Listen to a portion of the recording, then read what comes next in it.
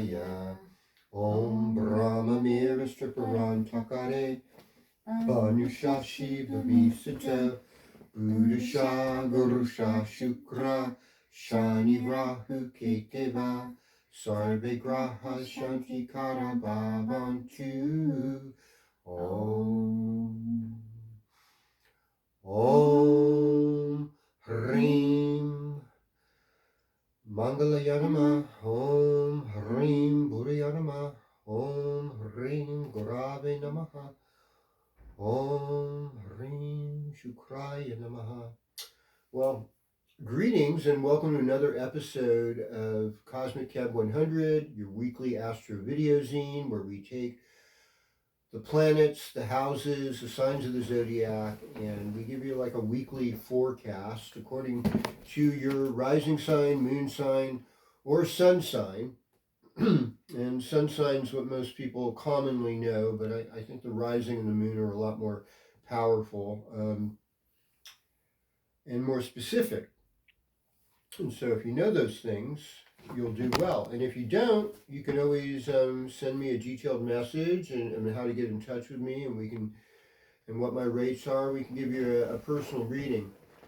So I want to say hi to John and Colleen, because they're always like giving me a wave. So thank you. I appreciate that. And to all my other friends who are out there, let me know.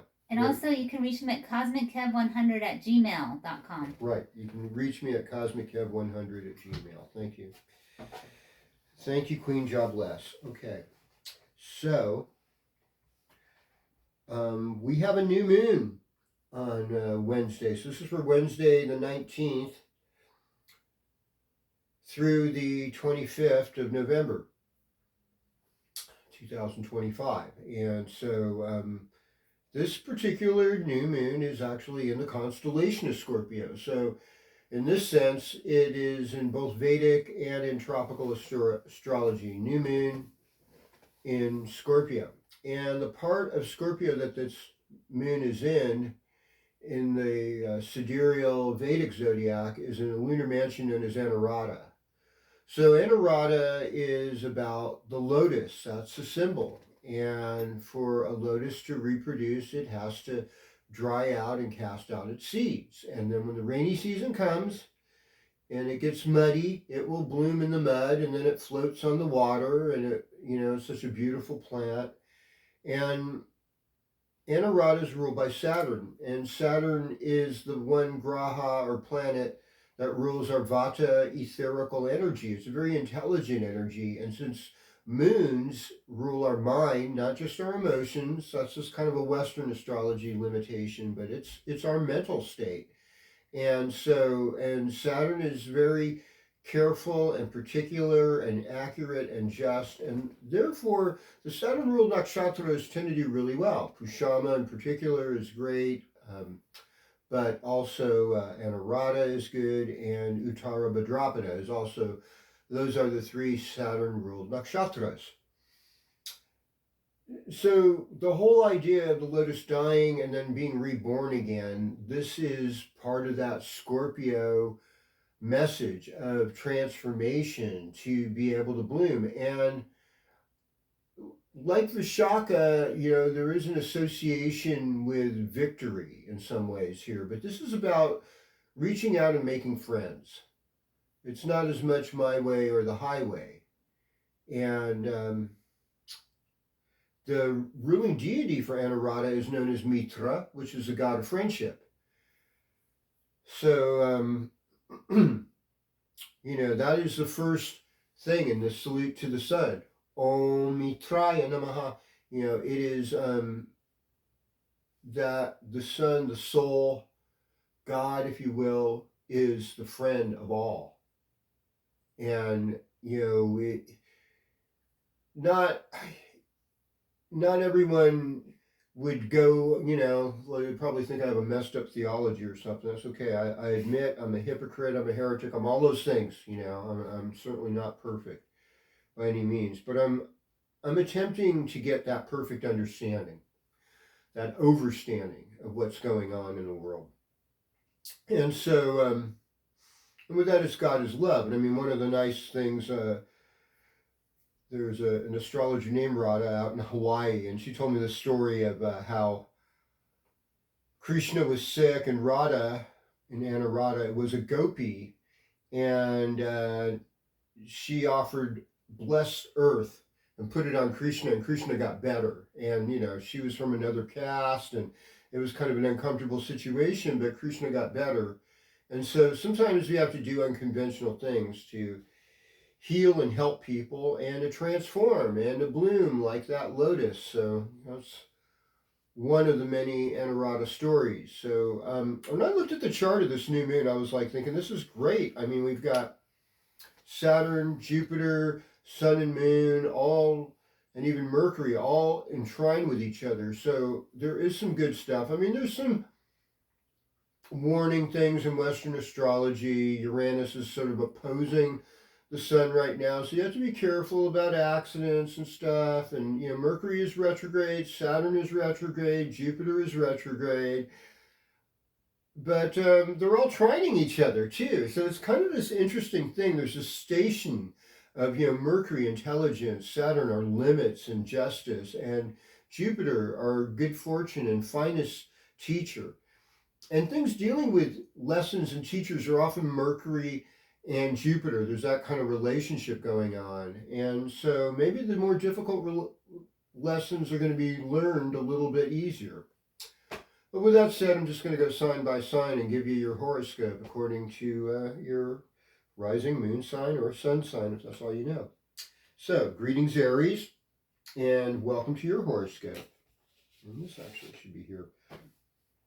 So, what we're seeing right now, and this is in Western tradition.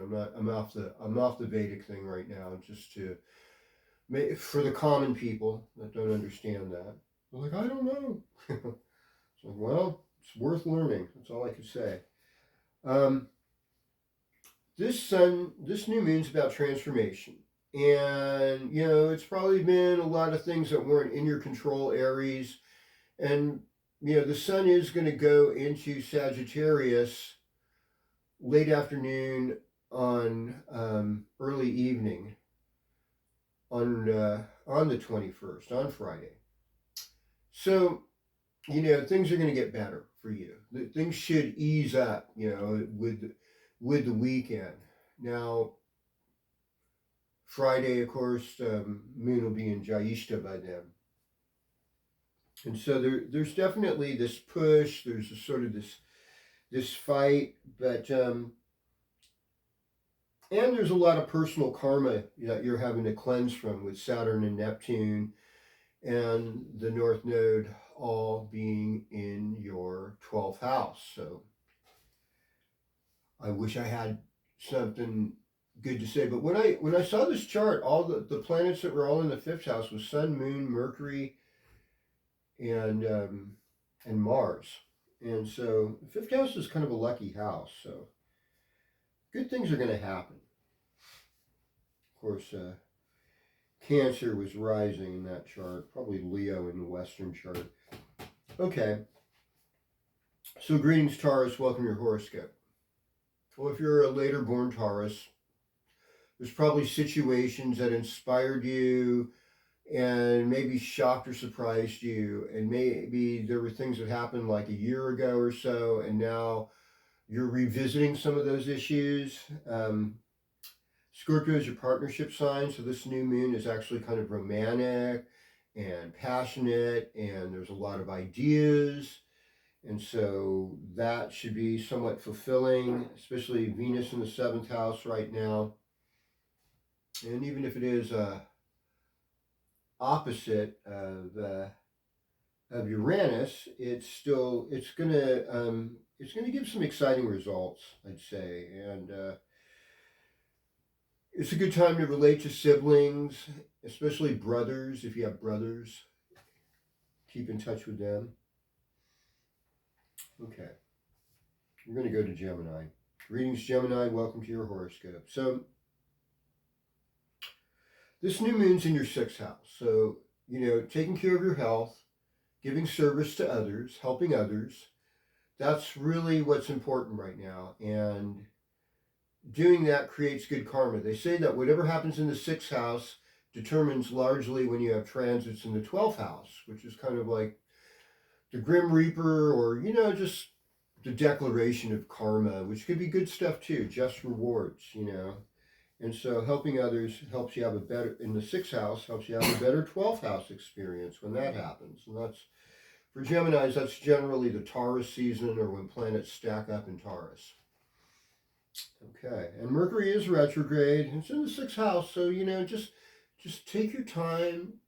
Think about things, write things down. Just be a little more methodical about things, and just don't make any rash purchases or do anything like too quickly during this period because it's just not the best time for that. Okay, greetings, Cancer. Welcome to your horoscope, and this is a positive time, because Jupiter is in Cancer. That's in your first house. That's the exalted Jupiter. That's the best Jupiter you're going to get. Anybody's going to get. And it's in Jupiter in both the Vedic and the tropical systems. And so this new moon is mostly in your fifth house. That's your children. That's heart opening, creative studies, taking on positions of leadership. A lot of good fortune is in this for you. So you're going to work with this very well, and you're going to do well with this. And so, you just kind of have to take your time. I think working on better diet, better physical activity with Mars and Mercury in your sixth house in Western astrology, it's not a bad way to go. It really isn't. And, some of the deeper lessons with North Node, Saturn, Neptune in the ninth house, you're gonna learn those. Moving on over to Leo. Greetings, Leo. Welcome to your horoscope. So, Scorpio time's that more introspective time. We're thinking about family, ancestry, staying home more. We've had all this rain on the West Coast, so those of us in Pacific Standard Time, it's been a little bit soggy, but there's been some sunshine in between. It hasn't all been bad. It's been beautiful here in Chico. Colors are turning. I saw someone not even mention the town, but you could tell if you're from here, you're like, oh yeah, they moved from LA to Northern California. It's like, oh my gosh, this cute town. And it was nice. It's nice to see appreciation. And so, with the sun moving into your fifth house this week, you're going to, get out of your cave. You're going to be more in your heart. You're going to be more generous. You're going to be more involved with your kids and your creative projects. And so that's the inspiring part. You can work with that right now. But there's a lot of interest in metaphysical stuff right now too, and you're not in complete control of everything. So I don't want to be like overly optimistic. Mercury is still retrograde, and so is Jupiter and Saturn. So a little caution goes a long way. Greetings, Virgo. Welcome to your horoscope. So, Scorpio is third house, your communicative ability, your neighborhood, your relationship with your siblings, being able to write, being able to work with your hands, do creative projects. So all of that's flourishing with this new moon.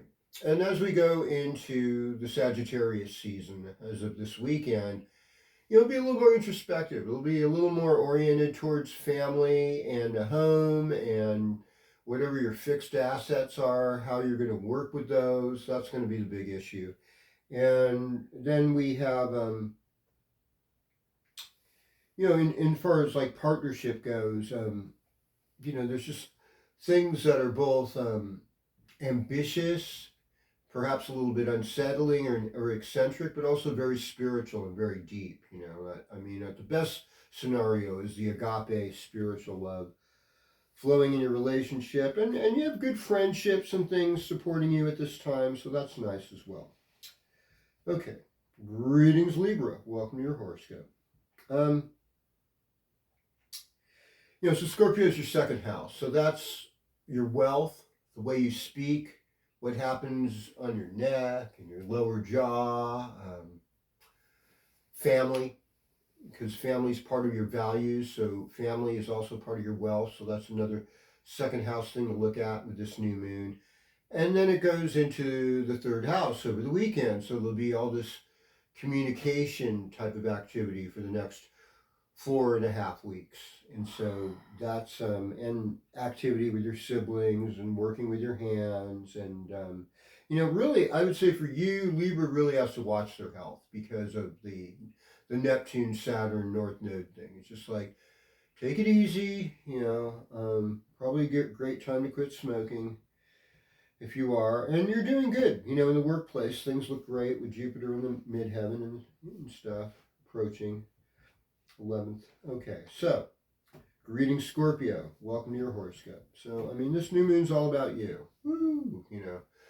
Refresh, transformation. The last part of Scorpio in Western astrology is considered very mystical, very philosophical. It's that kind of merging with, the visionary qualities of Sagittarius with the creative, passionate qualities of Scorpio. So it's a potent, powerful place to be. And this new moon is, going to facilitate a lot of that. So there might be some economic moves you're going to have to make. You have to deal with limits with your children and what their needs are, and find inspiration in your partnership. There's good fortune. It's a good time to travel, actually. Even though Jupiter's retrograde, it is in the ninth house, so there's some learning. There's some exotic experiences in this time. It should be interesting. And then, generally speaking, with Pluto in the fourth house, some kind of transformation in the area of older adults in the family and fixed assets. So it's stuff. There's stuff to look at here. Greetings, Sagittarius. Welcome to your horoscope. Okay, so this new moon is just near, that gateway of your season. And the thing I would say about this for Sagittarius is, what were your dreams? How are you going to implement your dreams? How are you going to implement and change your karma for the better? It's like this few days, it's about kind of reaping what's happened and setting everything clean so you can have this great fresh start as we go through your season. And thinking about people who are having birthdays too. I didn't get my Scorpio birthdays in, and that would be my local friend Shannon, who lives near here, and I know on the 21st is Curtis Pope, a local photographer, and our former president, the hair sniffer, Joe Biden. Yeah. I never ever saw him sniff Kamala's hair. I just, I want to just everyone come clean on that. He never sniffed Kamala's hair. Well, we don't know. I know. Why? How? I'm not really sure. You know what I mean? And there were too many people crossing the border during that time for him to sniff everybody's hair coming in. Like immigrants feel dissed by Joe Biden because he didn't sniff their hair or their kids' hair. I've heard that. It's like, what? The favoritism. We forgot all about the hair sniffing. Hair sniffer. Yeah, all right, well, how old is he going to be? I don't know. Everyone's just so mad at the orange man. Like, if somebody seems like disabled, it's hard for me to be mad at them. So, like, they're all disabled. That's why they become politicians.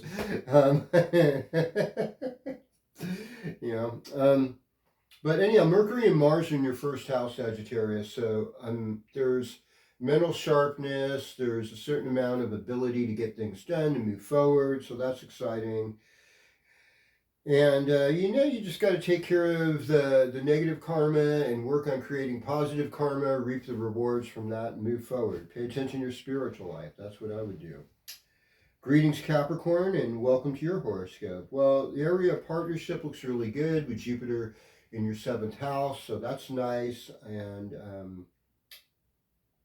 Scorpio, this new moon's in your 11th house, so there might be some new social opportunities that come up during this cycle because of that. Maybe some kind of wealth, some kind of reward. It sounds good. I'm open to it. I would take it. I would say that sounds great. And then we have North Node, Saturn, and Neptune in the 3rd house. And just like having a discipline of reading uplifting books, reading the Bible, reading scriptures, spiritual things, put you in a better place.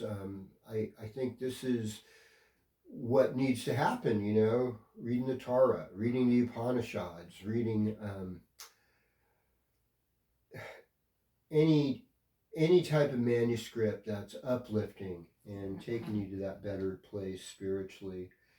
So and then it's kind of like this next 4 weeks is kind of good for Capricorns to lay low. It really is. Well, readings Aquarius, welcome to your horoscope. So Pluto in the first house, I always say this gives you insights. Scorpio in this new moon, it's a place where you are performing. That's where you fulfill your karma with the public, the 10th house, the career house. And then the sun and moon and other planets are moving through your 11th house, which is your social life, which you love. And so it makes you more Aquarius than ever. And so there are some surprises, and Saturn is retrograde, so it's just best to just move slowly and cautiously with everything that you do. And I would love to hear from you and see if any of this makes sense to you in your personal life. So come on, send some comments. And if you haven't subscribed, hit the bell notification. I love hearing from you. So let's go to Pisces right now. So greetings, Pisces. Welcome to your horoscope. So, Saturn in the first house, retrograde. I think Neptune's been retrograde. I think Neptune's no longer retrograde. Let me check up on this here. Nope, Neptune is still retrograde. Okay, so whenever a planet's retrograde, it's actually closer to us. So we need our spiritual life. We need laws. We need discipline with Saturn, and North Node, that's always retrograde, so that's not a big deal. But there is this kind of eccentric, unusual you, and I've seen that. But you're having to be a little more reliable, a little more serious, and not let yourself just dissipate into getting drunk, getting high, or whatever, the shadow side of Pisces. So, and Scorpio is like a good friend. Scorpio uplifts you, and some of the most important lessons that are going to help you in your performance, in your career, and your karma with the public, that's what's coming on after this new moon. So all this great intelligence that you have needs to come out and shine through, and be specific. Get things down in writing. Don't just communicate through poetry and art and enigmaticness. Sometimes people need the hard copy. So that would be my encouragement to Pisces is give us a hard copy and try and stay real, even though it all seems like a dream.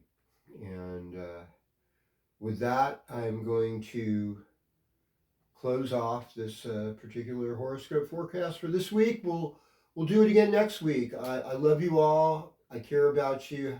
Have wonderful times with your family or whatever you're doing this weekend and beyond. Om Shanti Shanti Shanti. Om Tat Sat.